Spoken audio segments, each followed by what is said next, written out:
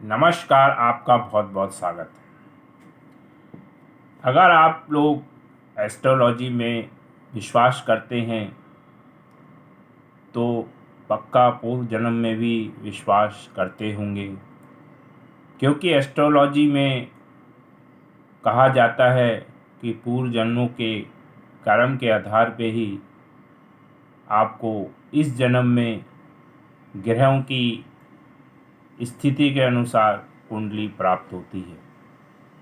यानी कि जैसे कि आपने पूर्व जन्म में कर्म किए होंगे या जिस स्थिति में रहे होंगे उसके अनुसार ही आपको इस जन्म की कुंडली प्राप्त होती है, यानी कि आपको प्रारब्ध प्राप्त होता है।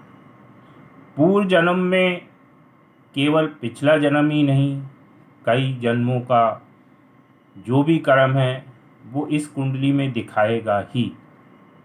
यानी कि वो आपके संचित कर्म में जितने भी जन्म लिए हैं, केवल पिछले जन्म की ही यहाँ पर बात नहीं होती। देखिए, इस जन्म में उन संचित कर्मों में से आपको किसका फल मिलेगा, वो ही ज्योतिष का काम होता है बताना।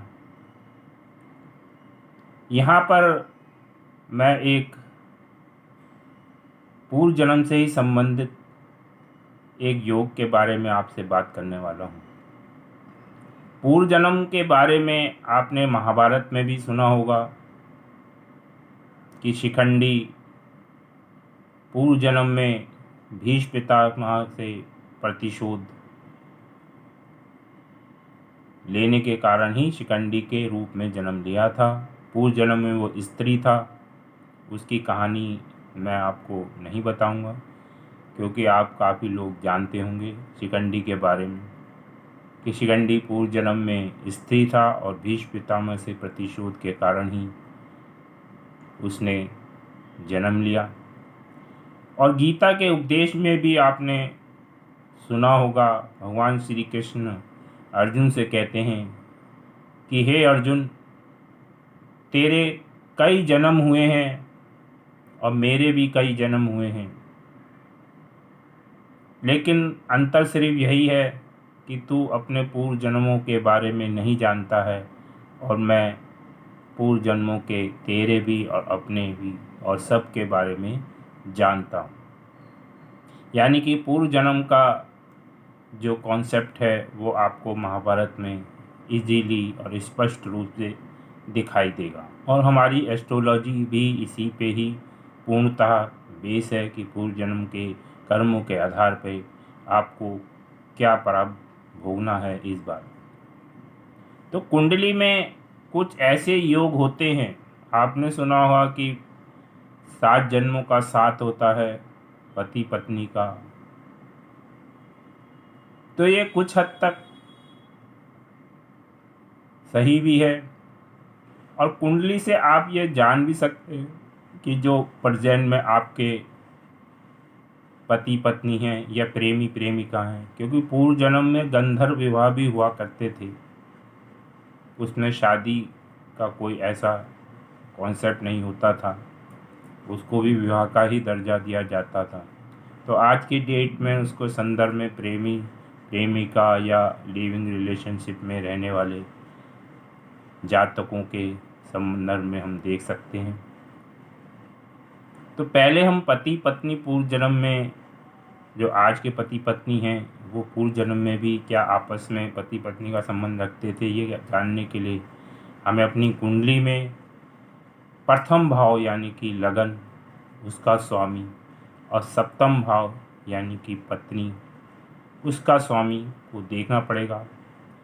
अगर उन दोनों ग्रहों में आपस में संबंध है,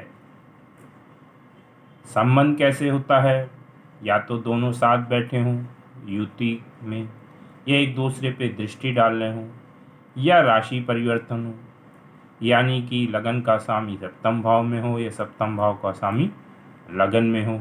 ये 3 तरह के जो हैं योग बनते हैं दो ग्रहों के संबंध के। इसके अलावा अगर त्रिकोण में भी हो तो उसको भी संबंध के रूप में ही लिया जाएगा, यानी कि 1, 5, 9 त्रिकोण बनेगा लगन का। ठीक है। और 7 का अगर आप देखें तो 3 7 11, यानी कि इन त्रिकोणों में भी ये 2 ग्रह विराजमान हों, आपस में त्रिकोण संबंध बना रहे हों, तो ये भी एक संबंध माना जाएगा। तो अगर आपकी कुंडली में प्रथम भाव का स्वामी या सप्तम भाव का स्वामी इन कंडीशनों में है, यानी कि 7 में है, दृष्टि में है, राशि परिवर्तन में है या त्रिकोण में है, तो आपके जो वर्तमान में आप पति पत्नी हैं तो वो पूर्व जन्म में भी पति पत्नी होंगे।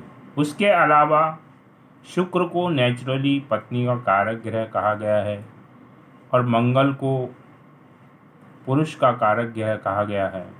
वैसे तो गुरु को महिलाओं के लिए गुरु को पति का कारक कहा जाता है, लेकिन काल पुरुष की कुंडली में मेष लगन होता है तो हम मेष को ही काल पुरुष की कुंडली से देखें तो मेष को ही हम पुरुष का कारक ग्रह मानेंगे इस योग के लिए, और शुक्र को पत्नी का कारक ग्रह मानेंगे।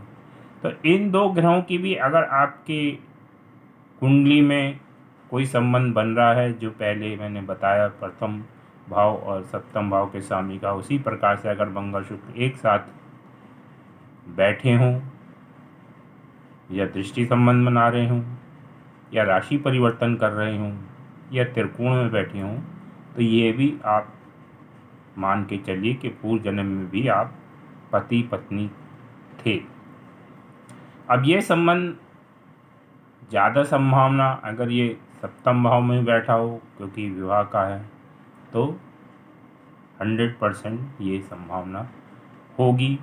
और आपको नेचुरली जब आप शादी करने के लिए जाएंगे किसी पुरुष स्त्री से, तो आप ऑटोमेटिकली उसके प्रति आकर्षित होंगे। एक आकर्षण तो सुंदरता और चीज़ों का भी हो सकता है, लेकिन एक नेचुरल दिल से कि हाँ यही है जिससे मेरे को शादी करनी है या करनी चाहिए, केवल उसके धन और सुंदरता के आधार पर नहीं, विचारों या जो भी है, क्योंकि ईश्वर जो है मिलाता ही है उन्हीं को जिससे उनकी शादी करानी होती है। अब वो भले ही उसे सुख दे या दुख दे वो अलग बात है।